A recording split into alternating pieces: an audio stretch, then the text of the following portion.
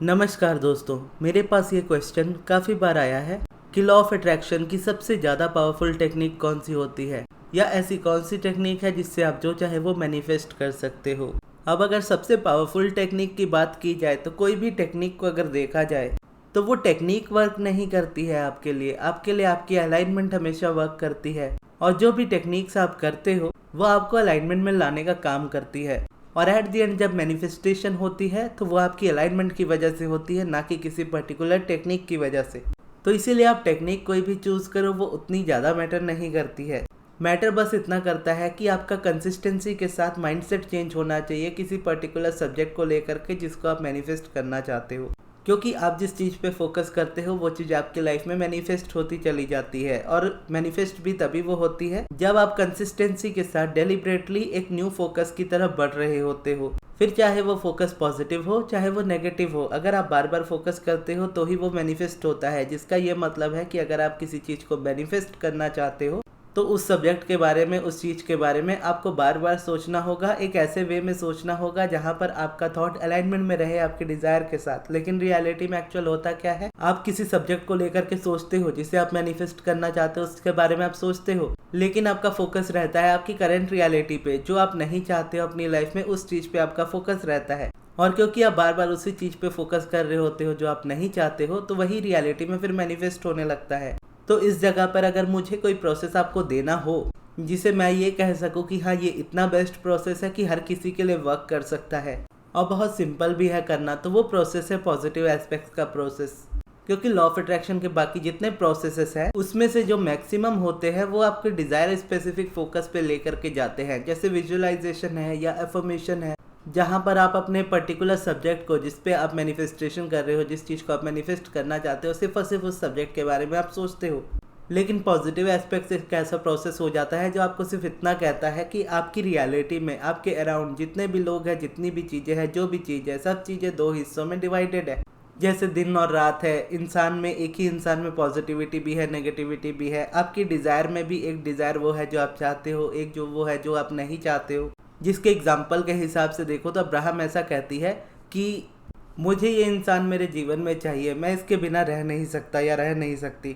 तो ये दो शब्द जब आप बोलते हो ना कि मुझे ये इंसान चाहिए और मैं इसके बिना रह नहीं सकता या रह नहीं सकती, तो इन दोनों सेंटेंसेस के बीच में ज़मीन आसमान का फ़र्क होता है। एक आपको आपकी डिज़ायर की तरफ ले करके जाता है, एक आपको वापस पीछे खींचता है। एक अलाइनमेंट में लेकर के जाता है, एक रेजिस्टेंस में खींचता है आपको। तो उसमें से अलाइनमेंट क्या है कि मुझे ये इंसान चाहिए, ये अलाइनमेंट है। मैं इस इंसान के बिना रह नहीं सकता या रह नहीं सकती, ये रेजिस्टेंस है।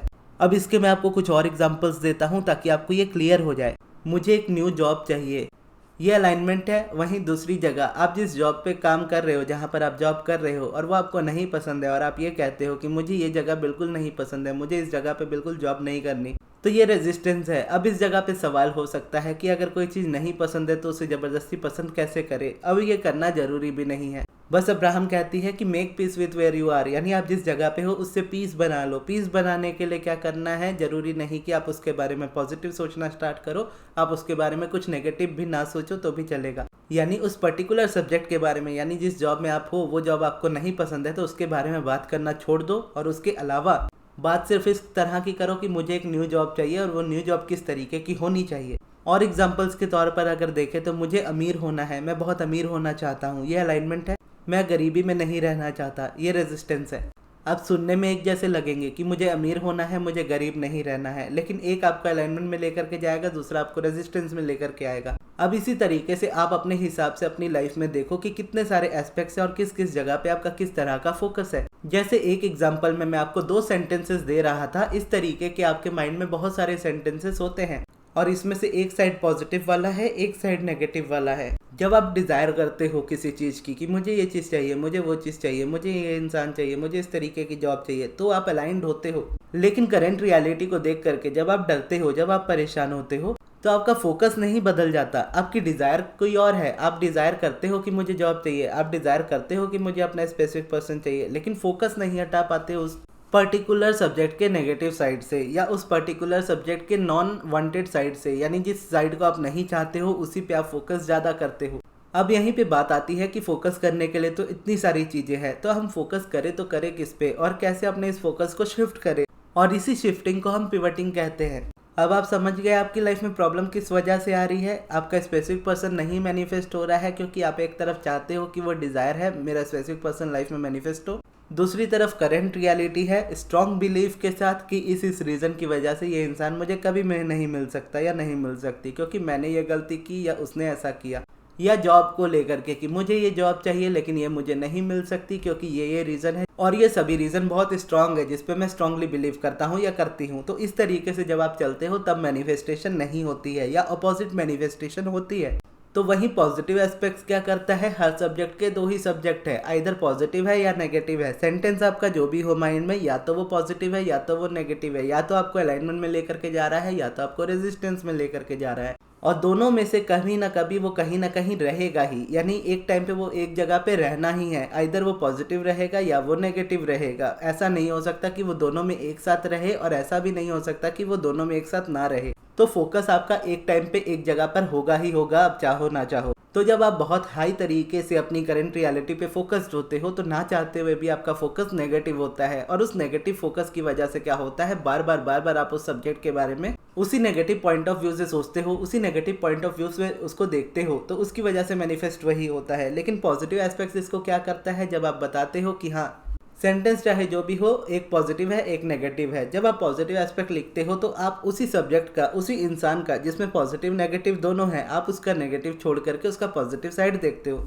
फिर चाहे आप जॉब मैनिफेस्ट कर रहे हो तो जॉब का भी आप पॉजिटिव साइड देखते हो, ना कि नेगेटिव साइड देखते हो। और ठीक उसी तरीके से जब आप किसी पर्सन को मैनिफेस्ट करते हो और उसके लिए आप पॉजिटिव एस्पेक्ट्स लिखते हो तो उस पर्सन का पॉजिटिव साइड देखते हो, भले ही उसमें नेगेटिव साइड बहुत सारे हो, लेकिन उसी एक इंसान में एक पॉजिटिव साइड भी होता है। अगर आप उसे बार बार देखने का चॉइस करते हो तो आपका नेचुरली जो फोकस होता है वो करंट रियलिटी से हटने लगता है, क्योंकि करंट रियलिटी में जो भी आपको दिख रहा है वो नेगेटिव है, और उसके अपोजिट आप वो देखने की कोशिश कर रहे हो जो आपको लगता है कि सामने वाले में सच में वो पॉजिटिव है, और उस पर आप फोकस करते हो और बार बार फोकस करते हो। तो मैनिफेस्टेशन होने के लिए आपको चाहिए क्या होता है, एक न्यू फोकस, एक न्यू अलाइनमेंट वे में, और कंटिन्यूअस फोकस। यानी अगर आप किसी भी चीज़ को मैनिफेस्ट करना चाहते हो तो बस आपको उस पर्टिकुलर सब्जेक्ट को लेना है, उसके पॉजिटिव साइड को कंटिन्यूसली सोचते रहना है, यानी उस जगह पर आपको अलाइनमेंट की तरफ बढ़ना है और आप उसे मैनिफेस्ट कर लोगे। बाकी प्रोसेसेस में जब आप विजुअलाइज करते हो या अफर्म करते हो तो चीज़ें आपको फेक लग सकती है कि ये चीज़ रियलिटी में नहीं है जो आप फील करना चाह रहे हो या जो आप बोल रहे हो या जो आप विजुअलाइज कर रहे हो। लेकिन पॉजिटिव एस्पेक्ट्स में ये प्रॉब्लम नहीं आती है, क्योंकि एक ही चीज़ में, एक ही इंसान में पॉजिटिव नेगेटिव दोनों है, और दोनों में आप बिलीव करते हो कि हाँ इस इंसान में ये क्वालिटी है, ये इसकी खराबी है, इस जॉब का या इस एग्ज़ाम का ये पॉजिटिव साइड है, इसमें ये खराबी है। तो उसकी खराबी वाली साइड को छोड़ करके जब आप सिर्फ और सिर्फ पॉजिटिव वाली साइड पे देखोगे तो नेचुरली ही आप उस चीज़ पे फोकस करोगे जो अलाइनमेंट है, और उसकी वजह से आप नेचुरली उस जगह पे मैनिफेस्ट करोगे। अब इस वीडियो में मैं आपको ये तो नहीं बताऊंगा कि पॉजिटिव एस्पेक्ट्स कैसे लिखते हैं, क्योंकि उससे रिलेटेड मैंने काफ़ी सारी वीडियोस बनाई हुई है। आप बस टाइप कीजिएगा गगन यूनिवर्स पॉजिटिव एस्पेक्ट्स या पॉजिटिव एस्पेक्ट्स बाय गगन यूनिवर्स, जो भी आप टाइप करोगे आपको मिल जाएगी, और जो वीडियोस आपको मिलेगी वो सारी देख लीजिएगा, क्योंकि मैं दो तरीके से पॉजिटिव एस्पेक्ट्स लिखना जानता हूँ और दोनों तरीका वीडियो में बताया है अपने नोट्स को शेयर करते हुए, यानी जो पॉजिटिव एस्पेक्ट्स मैं लिखता हूँ उसको शेयर भी किया है उसमें। तो उन वीडियो से आप A to Z जान जाओगे कि आपको कैसे पॉजिटिव एस्पेक्ट्स लिखने हैं, तो वो आप जा करके देख लीजिएगा। और ये वीडियो आपको कैसी लगी कमेंट्स में ज़रूर बताइएगा। इस वीडियो को यहाँ तक देखने के लिए बहुत बहुत धन्यवाद।